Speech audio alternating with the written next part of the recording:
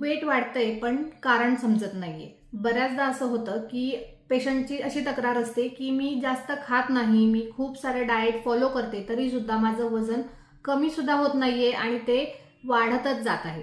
तर ह्या वेळेला कुठेतरी हॉर्मोन्सशी त्याचा संबंध असू शकतो आणि त्यामुळे हॉर्मोनल इम्बॅलन्स झाल्यामुळे सुद्धा हे वजन वाढत असतं.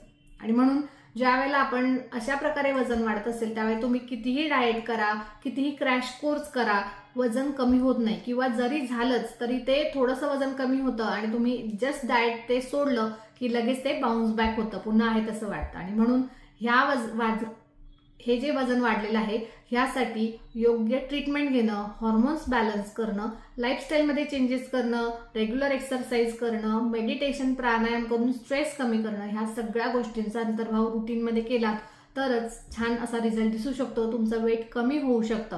पण डेफिनेटली फक्त आणि फक्त कुठल्याही क्रॅश डाएटवरती अवलंबून जर का राहिलात तर मात्र वजनामध्ये फरक दिसणार नाही.